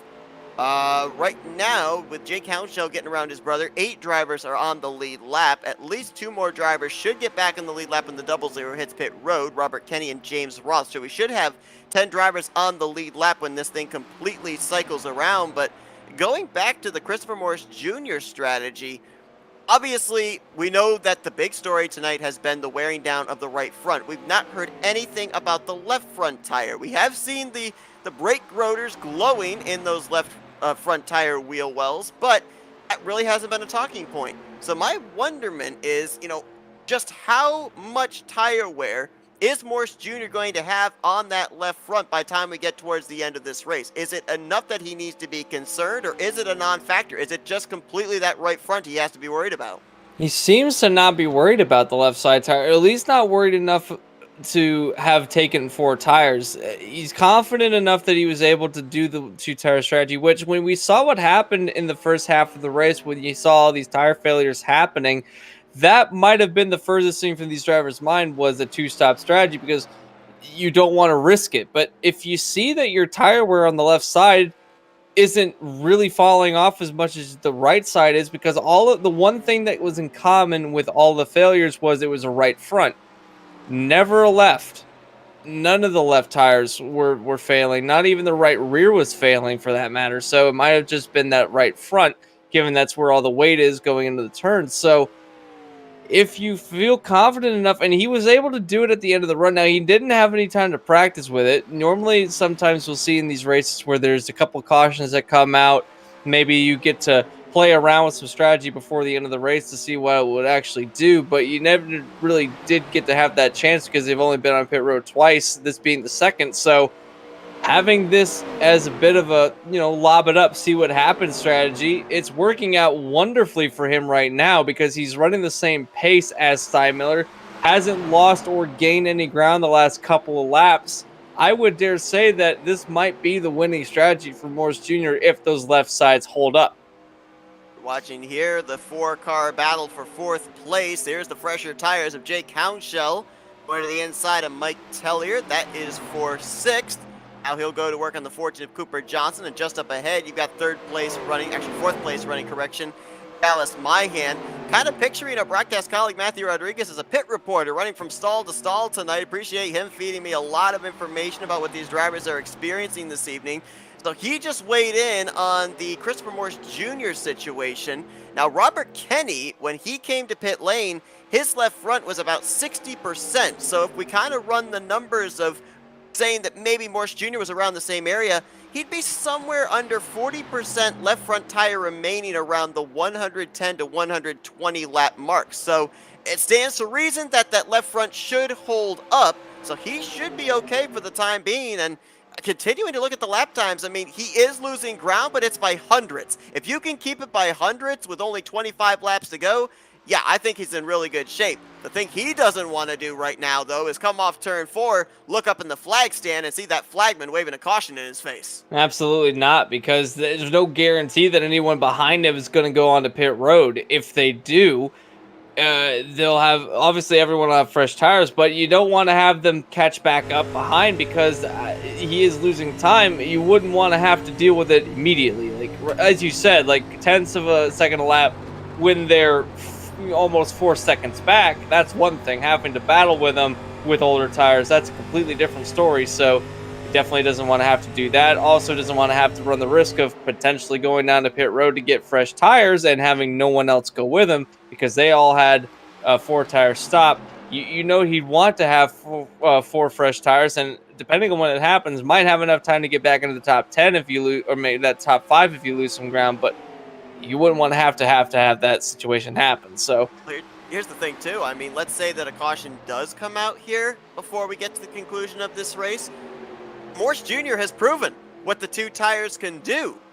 I think a lot of people would stand up, take notice. If they're on the lead lap, they might try that strategy to get themselves track position. No doubt in my mind, Morse Jr., he'd have to take 4 tires, so that would actually more than likely lose him spots on pit road. Yeah, he kind of showed his hand to the other drivers potentially to use later in the race. That's all depending on if there's a yellow flag that comes out. So far, everyone kind of running in their own little world right now, save for a few drivers that are in close proximity to each other, but they've kind of settled out into a bit of a stride late in the race. So I have to see if they run out the rest of it like this, because we're closing in on 20 laps to go in this race. We'll hit the 21 to go mark the next time. By Morse Jr. leads, Steinmiller second place. Now, this is third and first in the standings. I don't think that Steinmiller is going to be too upset about Morse finishing first place tonight, even though it will eat into the points a little bit, because Steinmiller, again, has such a big gap back from Morse to himself that it's going to be minimal damage at the very most. If we had maybe 10 races left on the schedule, that'd be one thing, but after tonight, only 3 races left until we get to that season finale at Atlanta Motor Speedway. Watching this great battle between the inverted numbers, the 41 and the 14. Johnson and Myhan, this is for the 5th position. Give it to the 14 of Johnson off of 2. Myhan battles back to the top side, and Mike Tellier, get that guy a bowl of popcorn because he's watching a pretty good show up there in front of him. Mentioned the fact that when we were watching our top 4 up there at the front of Morse Jr., Steinmiller, Tyrion, and Jake Hounshell, how none of them have a win at a 1.5 mile track this season. Morse Jr., his 2 wins this year, the road course of Watkins Glen and the dirt track of Eldora. So trying to double down here at Charlotte, but pick up his first win at a 1.5 mile configuration this season as well. Yeah, that would be big news for him to get back onto the 1.5 mile train. He hasn't been the dominant force that we saw last season in the second half of the season, because he won a considerable amount of races in the second half of the season last year, but not so this season. We kind of haven't seen that same more stride that we did last season. However, still in the top 3 in the standings, still right now with a dominating lead over Steinmiller. If he can continue this kind of momentum going into our next 3 races, then I think that we might have a bigger contender for the championship than we thought, because we got this one. We've got Atlanta, that's another 1.5 miles, and he's good at the 1.5 miles. We also have another road course. He's gotten a road course win this season already, and with John Weitendorf exiting the season, that kind of world is thrown up in the air, because Weitendorf was the dominant force at the road courses, but you don't have him anymore. Christopher Morse Jr. was one of those that would always consistently finish on the podium. So he's got that race going for him. And then you've got Rockingham, which he had success at as well. He didn't win the race, but he certainly did finish within the top 5. So it's looking good if you're Morse Jr. Not so much if you're Hank Steinmiller, where you seem to struggle. At least at Road America, I feel like we're going to see Hank Steinmiller have some issues. But Morse Jr. potentially has the ability to really close in this points gap. Let's throw a little monkey wrench into that, because just before we came on the air, I ended up seeing a notification from the league admin. There is the possibility that Road America may not be the penultimate race on the season. There is a possibility it could be replaced with Talladega Superspeedway. And remember, Steinmiller, his first win on the season, came at Daytona. So that could be a place where he could shine and be able to make sure that he all but solidifies the championship regardless of the season finale at Atlanta. And that's the best scenario that he wants to have going into Atlanta, is not having to worry about anything. A stress-free finale is what Hank Steinmiller is gunning for going into the final race of the season. And what about Hank Steinmiller? We've talked a lot about his competitors, but we haven't really talked about him. We talked about him earlier, but he has been able, after that first win of the season, to really put the Jets on and kind of solidify himself as a dominant force in the later half of the season, kind of like how Morse did last season. Yeah, very similar to what Morse did last season, and certainly looking like he's unstoppable at this time, because even if he's not in victory lane, it seems like each time that we run a race, we're talking to him down there finishing in second or third on the podium position. So, yeah, Steinmiller, it's all about consistency, really. With this type of a schedule where it comes down to the old point system, even if you don't win that race, get as many maximum points as you possibly can. There's no playoffs. There's nothing like that, no winning your in system. It just really rewards the consistency. And all we mentioned, Hank Steinmiller got off to a rather slow start at the beginning of the year. He definitely picked it up around the midway point and has been pretty much an unstoppable top 3 car week after week after week. But he's got now less than 14 laps to close up 3.8 seconds between himself and Christopher Morse Jr. Those lap times have continued to stay the same. I've been shocked about this, Anthony, because I thought, more than likely we would see Morse Jr. lose maybe a tenth over 2 or 3 laps. He's barely losing 100th over 3 laps. It's incredible to see that the left side tires, even though they're important, don't play that big of a factor into the overall speed of a race car. It really does lie on that right side of the car. So, I mean, it makes sense. Most of the weight's on the right side of the car going through the turns as the load shifts to the right. The left sides kind of get a little bit of a break. It makes a lot of sense if you start getting into the analytics of it. But again, by all means, it should be slower because it does have old tires and they are not up to par with the rest of the car. So, by all means, this should be a slower car, but it isn't. In fact, he's gained time. He's made up time now. It was 3.8. It was 4 seconds across the line. It's still 4 seconds. So he's not only consistently staying in front, he's actually gaining time now, as I think that Hank Steinmiller might have used up some of his stuff trying to get around Dinovich, or Dinovich is caught at the back of these guys, but now Tyrion is eyeing the 63 to get around in second place. So right now, going backwards is Hank Steinmiller. Riding on board there with Shane Tyrion. That's the lap machine of Kevin Dinovich, the 29 back there as well. He's got some fresher tires than these guys up ahead of him as he made an unscheduled stop about 18 laps ago. And yeah, that little bit of an interval where we saw that Morse Jr. was pulling away from second and third, he did get a little bit of a draft, a little bit of a tow off that lap machine of Jason Hounshell, so that did play a little bit of a factor into it, but still impressive on the way that those left side tires, especially that left front, has been able to hold up. But now he is less than 10 laps away from capturing his 3rd victory on the season. This is going to be the best battle coming back to the checkered flag potentially here, is Shane Tyrion continuing to close up to the back bumper of Steinmiller 63. That last time by, Shane was a full 1/10 of a second faster. He's got the toe on Hank Steinmiller. Thing I'm worried about here, Anthony, though, if we take a look with 9 laps to go, these drivers have been on a 31 to 33 lap stint. We're getting close to lap 40-41 being the final couple laps of this race. Are those right fronts going to hang on in the final 3 miles or so? These drivers inside the top 3, I certainly hope they do, because they don't want to have them be the reason why the caution comes out. Christopher Morse Jr. right now is the best situation. He can back off quite a bit, save his tires, and continue to lead the race. I don't think that gap's going to get any smaller. It's actually increasing between him and Steinmiller. He's good to go. Right now, the two that are really worried about is Steinmiller and Tyrion. As they continue to battle, their cars are going to start heating up, or the tires are going to start heating up, especially if they go side by side, because I think that's what happened. When they went 3 wide between Tyrion, I believe it was Hounshell and the other driver earlier in the race, that was the biggest moment where their tires got heated up. Right now, you're starting to see the fruits of it. It's slow, much slower than Morse is, and he's been stress-free at the front of the field. So these two right now are hoping that the tires hold up the last 6 to 5 laps.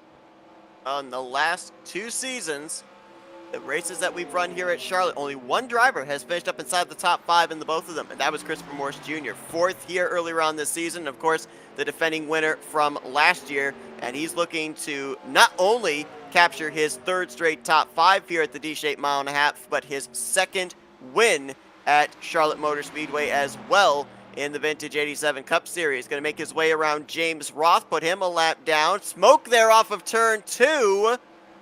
That Robert Kenny? Yes, it was. The engine has gone south on the 34. He has made contact, I believe, with the inside wall in the back straightaway, but no caution has come out here with 6 laps to go coming to 5. Still have 5 laps to go in the race. No yellow, as Seth mentioned, for the 34 as he's gotten onto pit road. So no harm, no foul done on the racetrack. I'm going to go look and see what happened because I'm not really rightly sure what happened. Oh, I think it was contact between him and Goshen. That's what sent him up the racetrack. So, yeah. Goshen would have been a lap machine running 3 laps down the 13th position. Kenny was on the lead lap. I believe he was running last car on the lead lap after Roth got lapped. I think he was running the 8th position at the time. I'm sorry, mate, that Brian Voltz was the one that he made contact with. So Brian Voltz and Robert Kenny. Oh, contact there. That was for the 5th position. Cooper Johnson almost losing it through 3 and 4 as he and Mike Tellier got together. That could have been horrible. I saw Cooper Johnson as he was heading to the inside line, but he got back on the racetrack and is continuing to run. That could have been horrible news. Still green. Hank Steinmiller and Tyrion are now battling around James Roth, and now here comes Tyrion with a run. Where does he take it? He can't take it anywhere. There's almost some contact coming down to get onto lap 131. 3 laps to go for these guys, or maybe 2 laps to go for these guys. We're gonna see something boil over between these two. This is going on about 4.5 seconds behind the race leader for the runner-up spot. Tyrion way wide. Oh, he gets the wall. Way up into the air went the right front of his machine as he clobbered the outside wall there off of turn 2. He keeps it pointed the right direction, though, holding on to the 3rd position. That could be all she wrote for the runner-up spot. Christopher Morse Jr. is looking back there saying, guys, I want to make it back to the white flag. Can we not have a caution here? Two laps to go for Christopher Morse Jr. as now all he has to do is just hope that nothing happens behind him, because right now there's a lot of things happening behind him as Steinmiller continues to get out in front of these lap machines. Tyrion doesn't look like that car got too much damage as he's trying to reel back in the 63. Does he have enough time to do it? I don't know if he does or not. One thing is for certain, though. We will finish this race in regulation. Christopher Morse Jr. takes the white flag. 1 lap to go for the 3. If you heard a big sigh of relief, it came from the cockpit of the 3 machine. Morse Jr. with that white flag waving over the hood of his red, white, and blue Goodwrench Chevrolet en route to his 3rd win on the season. Back-to-back wins between Season 1 and Season 2 here at Charlotte Motor Speedway, and possibly making a late season charge for the championship, albeit points leader Hank Steinmiller going to finish behind him in 2nd, but he'll get to celebrate tonight, will Christopher Morse Jr., as he's going to win tonight at Charlotte Motor Speedway in the National 200. That was about as dominating a run as you're going to see late in a race that we've seen all season long. I don't know how he was able to make those tires work, but he only took 2 tires at the end of the 2nd stop and was able to last all the way. And not only that, not only was he able to last, he was able to open the gap against drivers that had fresh tires. There's no way that in my brain that works, but he was able to do it. A dominating run for Christopher Morse Jr. and now he's thrown his name back in the hat for the championship. Something must have happened to Dallas Myhan in the closing stages there as well. Saw him really slow there going into 1 and 2. I don't know if he ran out of fuel, if maybe he had a tire going down or what, but he's going to cross the line in the 7th position as burning it down here at the Charlotte Motor Speedway. It's going to be Christopher Morse Jr. Seems fitting that he's running that Dale Earnhardt Sr. Olympics car with the Summer Olympics going on in Tokyo, Japan. So very fitting that he has that scheme out here and gets to put it in victory lane here tonight as well. Indeed, he does. The U.S. has gotten quite a few gold medals or just quite a few medals in general this year for the Olympics. So good to see that Olympic car has also gone to victory lane, and this is good for Christopher Morse because he is one of the drivers that when you think of a 1.5 mile track, you think of him because he got a lot of his wins and a lot of his top 5s and 10s last season at the 1.5 miles. Not so much this season. We haven't seen the same dominance that we saw last season, but now I think we could all but say that he's back. And it came just at the right time. He's able to get this win with the season coming to a close. He's still in the hunt for the championship. It's not over yet for the 3.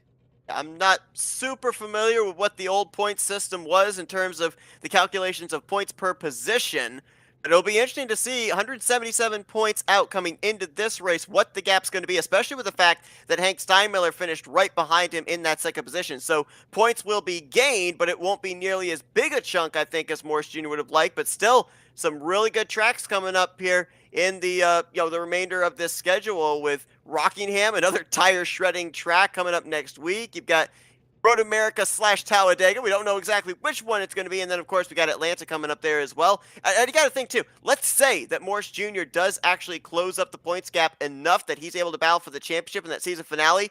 He's got a 1.5 mile win now under his belt, something that Hank Steinmiller does not. So we could end up shifting the favor into the threes camp if indeed he does have a shot at the championship at Atlanta. Indeed. So we only have a few weeks to go before we get there. We've got Rockingham. We have that the penultimate race, which we don't know if it'll be at Road America. Word is that it might be at Talladega or somewhere else, but we'll have to see in what happens there, because if it gets switched out for Talladega, as Seth alluded to earlier, that could open the door for a lot of other drivers to potentially throw their name into the ranks for the championship, or potentially take some drivers out of the running for the championship, because as we all know, that super speedways look no further than the first race of the season. They are very unpredictable, so we'll have to see what happens there. But when we get to Atlanta, like Seth mentioned, we might see a paradigm shift between Christopher Morris Jr. and Hank Steinmiller. Only time will tell, though. But as for tonight, Seth, I don't think that we've ever seen a strategy like that pay off, especially when the track temps are so high. I'm still baffled at how he was able to make this work. So am I. I mean, the last thing that entered into my head when we heard about the problems that they were having with that right front tire, with that tire heat building up and blowing the right fronts on the long green flag run, the last thing that entered into my mind was two-tire strategy. And to be honest, I'm pretty certain it might have been one of the last things in a number of these drivers' minds here tonight as well. But Morris Jr., he's been here. He's done it. He's been able to win at Charlotte. So he knows the ins and outs of this racetrack. He's got the best numbers at this racetrack in this series. So, if there's somebody that's going to know and be able to exploit the two-tire strategy, you look no further than that three car. He definitely knows how to make his way around this 1.5 mile racetrack, and he proved it again here tonight. But man, he must have had his heart in his throat there in those last couple of laps, because they tried to bring out a caution. We had about 2 or 3 incidents. More than likely, under other circumstances, if other cars had been around, we probably would have had a yellow flag come out and maybe have gone into overtime. But fortunately for Morris Jr., that was not the case. Steinmiller, Shane Tyrion, Jake Hounshell, Mike Tellier, and Cooper Johnson, they were the only cars to finish on the lead lap after a bit of a chaotic last 20-lap stint. And let's see if we can talk with some of our podium finishers here tonight. Let's kick things off with the guy that hit the wall, got airborne off of turn 2, but was still had enough race car to make it back to the start-finish line, Shane Tyrion. Hey, Shane, it's Anthony and Seth up here in the FRM booth. You got us? I got you. Man, what a wild couple of last laps we were treated to there. A lot of fun to watch that battle for second place. Saw your car get a little bit airborne there, but you bring it home in the third position. The big talking point that we had here tonight, though, were the tires, that right front with that tire heat. What was it like trying to manage the tires, especially when you started at the rear of the field and had to work your way through traffic at the same time? I just let off early and brake to keep the car on the bottom. Everyone else would just slightly brake, get to the bottom, then drift up, and that just killed their tires. And on that first run, I had about 12, 15% better wear. Some people had like 12% on that pit stop. I think that was Steinmiller had 12%. I had 48. So, and yeah, it's people just driving hard, the draft pulling everyone, and then not braking to slow down. But yeah, the tires were huge. I was surprised to see so many blown tires that first run. It certainly caught us out as well. I don't think that we were expecting to see any tires really take. We were expecting to see some, but certainly not that many. But as far as your race goes, that last charge that you had towards the end of the race, how were the tires holding up? Because you and Steinmiller were both on a 4-tire strategy. How were the tires looking, especially the right side tires? Because it seemed like that they were starting to fall off towards the end of the run. I don't really know. I was pushing it a lot harder than I had the entire race. I knew Steinmiller was pushing it to catch Chris, So I was just pushing to stay in his draft. So I don't know. But once I got within like a tenth of him, it got so tight that I slammed the wall. So I don't know. They're still time wise the same, but definitely had to drive it harder to maintain that time. Shane, another thing that kind of caught us out as well was the two-tire strategy call by Chris Morse Jr. We were thinking there was no way that anybody was going to be risking it with not taking on the four fresh tires, especially with how we were seeing, the tire fall off as well as the drivers having those blown tires. Did that catch you by surprise, or did the thought of maybe a two-tire pit stop there on that green flag run enter into your mind? It caught me by surprise only because they did that at Texas with the same thing. I guess with these cars, I don't know if it's just the 87 cars, but if you take two tires, the thing drives better and it doesn't wear the tires as much. So, because he was running faster than us in two tires, it was insane. So I forgot. So when I saw him take two tires, I was like, oh, they did that at Texas. I totally forgot about it. So yeah, mile and a half, two tires is the way to go. That'll be something we're definitely gonna have to keep in the memory bank for Atlanta in the next few weeks. But Shane, great run for you here tonight. Starting shotgun on the field, working your way up there to a podium finish in third place. Congratulations. We're gonna give you the opportunity now for some thank you sponsors and shoutouts.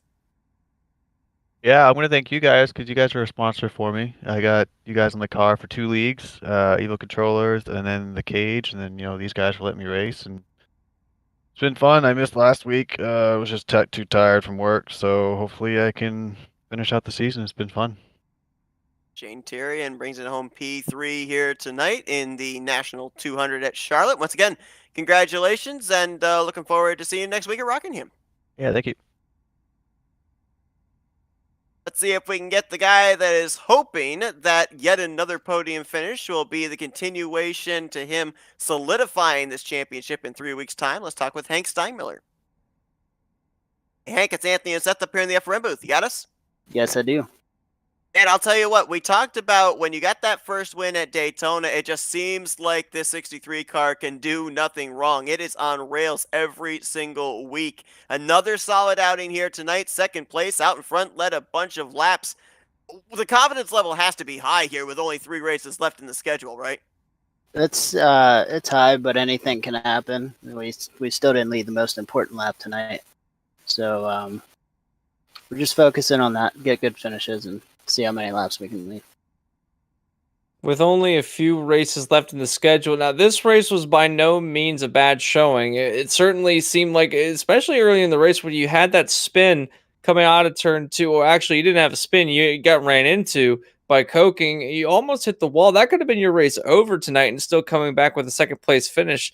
That's incredible in and of itself. But when you consider that tonight you're still the points leader and you still got a pretty big gap over Morse Jr. heading into the last 3 races of the season, it's still looking pretty well in the Steinmiller camp for your bid for the championship. What's the focus now going into the final 3 races to try and take this championship even before we get to Atlanta, or definitely by the time we get to Atlanta?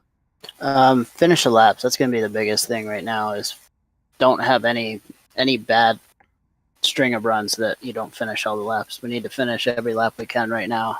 Let the rest take care of itself. So there's going to be wrecks, dust ups, whatever it may be. We just got to finish all the laps, get it, maximize points. It is a gap, and obviously we don't run full 43 car field, so the odds of losing your whatever it could be 140 points in one race are minimal. So I'm looking at it as a 60 point, probably a 60 point per race cushion. What did you say? We have three races left, so need about 180, and I think we're right around that. So as long as we can add on to it another 20, 30 points, I think we're pretty well safe, but it's never over till it's over. You talk about run all the laps, make sure that you do everything that you have to do. Obviously, we talked moments ago with third place finisher Shane Tyrion asking, if he was caught out by Morse Jr. going with the two-tire strategy. Were you caught out as well, or were you basically in the camp of, I want to make sure that this absolutely gets to the start-finish line in one piece, I'm sticking with the 4 tires? No, absolutely, I was caught out. The first race we did here in earlier in the season, Lutz and I did that two-stop strategy, or the two-tire strategy, and it put us about the same distance Chris was in front of us. and the fall off just isn't there. These, for whatever reason at this track, these cars just sit about a second off of their optimal pace, and you don't have any fall off after that until you blow a tire. So I just was not thinking about the 2-tire stop. When I got run into and turned around, I did take 2 tires there. Didn't take a left, so I was conscious of it. I just did not think of it during that last run. I was thinking early, like pit earlier. I was trying to hit the last. I wanted to hit however much it would take me to get to the end on fuel, but not pitting before anyone else and catching yourself a lap down might be worse than anything. So we didn't go with that strategy. Still, nonetheless, a solid outing for you here tonight. Another podium finish, second place here this evening.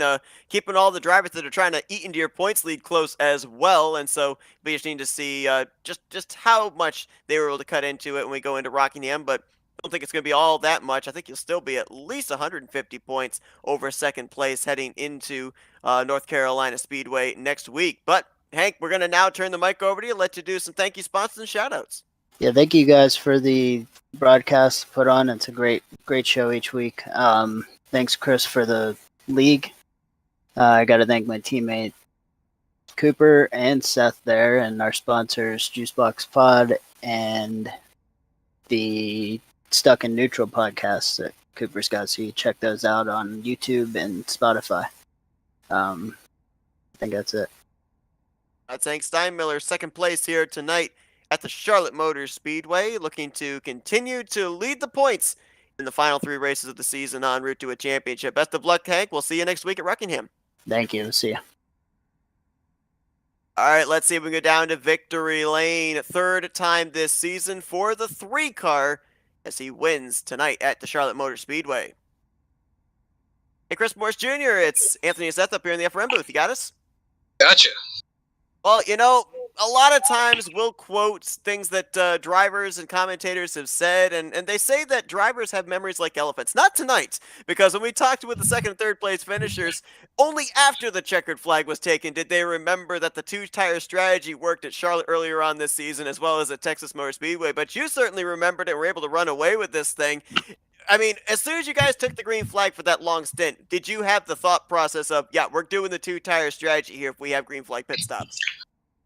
Yeah, so before they updated these cars, you could do it at a few tracks, and it would work. Like, I think Michigan was one of them. I think Charlotte. I'm pretty sure we did Charlotte before the update, and they did it to me earlier this season. But yeah, they did it to me earlier this season. Hank and Lutz did. And I remembered. I don't forget nothing. So as soon as the green flag dropped out on the first run, I was thinking, if it goes green flag like a lot of the mile-and-a-half races do, we're going to go for the 2-tire stop. And honestly, I didn't think it would give me an advantage because Hank's done it all season. He knows. And when I came off pit road and nobody else was within 5 seconds, I couldn't believe it. It's certainly incredible the way that you're able to make the end of the race work out for you. Now, I'm still struggling to figure this out, but maybe we should just ask the guy who did it. How did you do it? Was there something about the left side tires that they didn't fall off quite a bit, or was it really just the right sides that were the ones that were causing all the problems? Because there's no way in my head that this should have worked. So the left sides on these cars, they wear, but it really doesn't matter because, like, I don't know. We got done the first green flag run. I think we went 45, 50 laps, whatever it was there. And, like, my right front was at 32, I think. A lot of people were down below 20. I think some were down below 15. I think the best was, like, Shane with a 40-something. I don't know how he pulled that off. But the right front wears off so much that the car gets even tighter throughout the run. It gets unbearably tight, and they're already super tight with the new update. Thanks, Dale Jr. So by not taking the left side tires, when you take off on the run, you're about equal with the 4 tires anyway, and then when the right sides do start to wear off, instead of getting tight, it stays exactly the same because the left sides are gone. And you don't notice the left sides until one of them pops. And I've yet to have a left side tire pop in these cars. So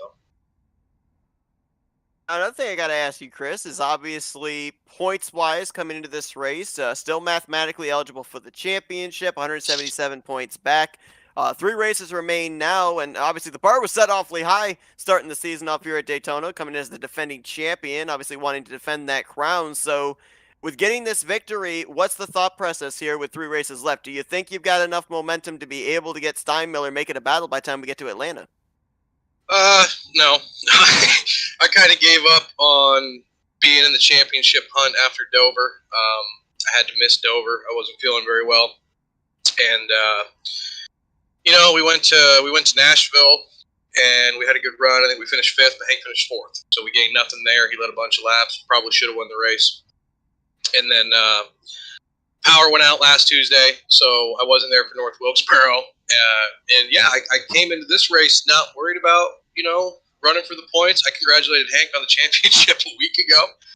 And he's been unstoppable, man, since Daytona. He flew by me on the backstretch of Daytona, and it was like a new Hank. Because the old Hank, he would have pushed me and he would have tried to get a run. This Hank went by me 3 wide through the middle, won the race. And he's been on a tear ever since. He probably should have won at Watkins Glen. He ended up finishing 2nd to me.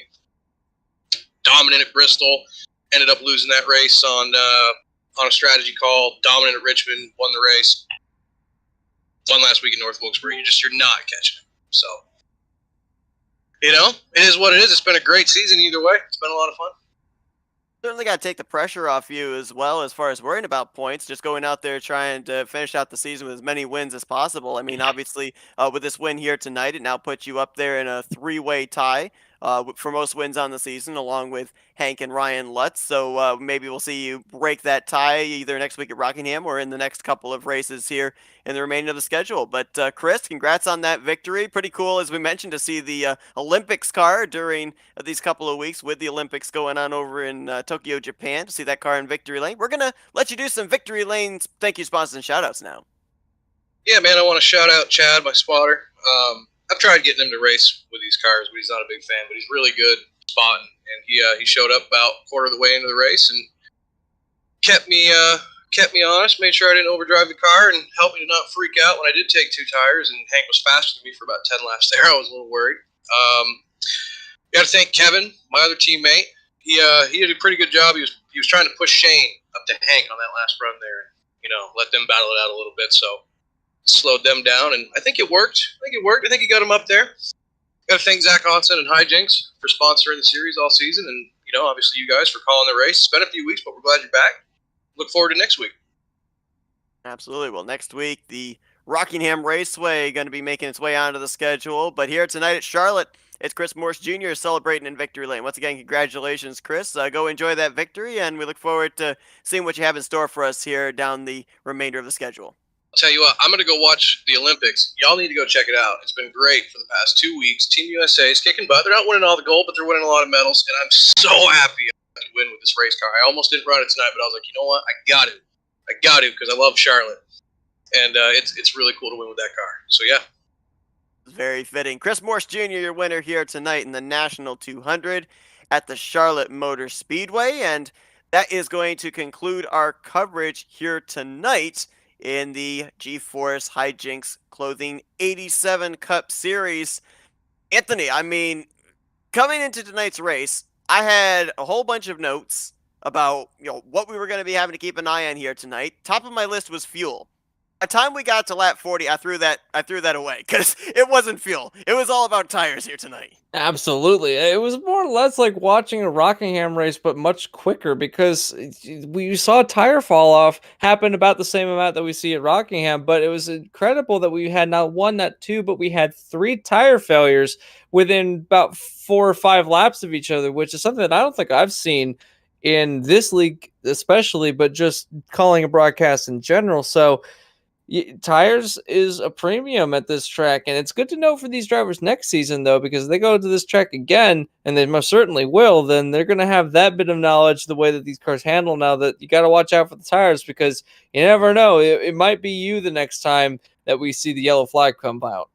And you mentioned about Rockingham, that's next week. I mean, this is the repaved Charlotte. This is the one that's not the old track surface, and it was wearing down those tires at an alarming rate. With Rockingham coming up next week, I mean, just how much more treacherous is that track going to be on these tires? How much more nervous do these drivers have to be if we get into other long green flag runs? Oh, they're definitely going to be on pins and needles. There's no way around it. It's going to be one of those races where you're going to be glad when you see the checkered flag come out because you just don't want to have to risk the tires anymore. But it's notable that the two-tire strategy also worked at Rockingham earlier this season. And given the fact that the two-tire strategy worked out so well tonight for Christopher Morse Jr., how many of these drivers are going to go into Rockingham with the mindset of, maybe I will try that and see what happens? Because it certainly worked out a lot with Christopher Morse Jr.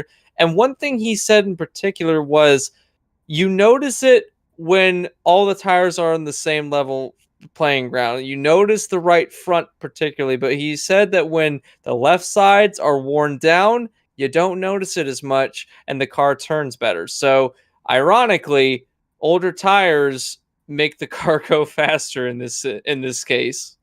I get the feeling, even if we don't see it at Rockingham, you're definitely going to see it at Atlanta, because it seems to be a trend so far this season on all the D-shaped 1.5-mile tracks. But a great one here tonight at Charlotte Motor Speedway. Chris Morse Jr. picks up his 3rd win on the season. And at this point in time, he congratulated Hank Steinmiller last week on the championship. But as we know, it doesn't matter what league, what car, what point system. It's never say never until that checker flag waves in the season finale. So looking forward to seeing what happens here in the next 3 weeks. Anthony, appreciate you joining me in the booth here tonight. It's good to be back on a Tuesday night. It's been a while since FRN's been here, and good to see these drivers back on track, and we're coming into a championship. And it's been a long one so far. I remember when the championship first started, it seems like a long time, because it was a long time ago. It's almost been the better part of a year since these drivers started this championship. So it's getting into the end of it, and we get to see some storylines closing and some new ones forming. So can't wait to see the end of this championship.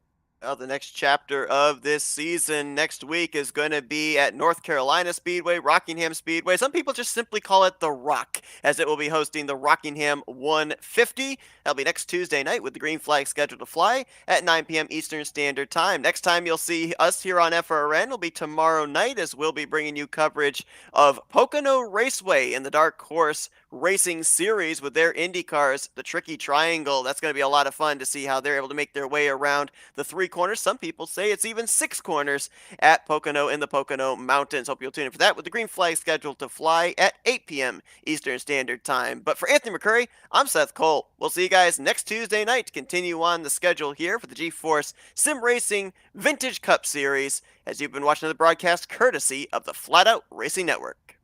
This broadcast is the copyrighted work of Flatout Racing Network and may not be rebroadcast, retranslated, or used in any form without the express written consent of Flatout Racing Network and iRacing.com Motorsports Simulations. Flatout Racing Network would like to thank you for your support, and we hope you enjoyed tonight's broadcast.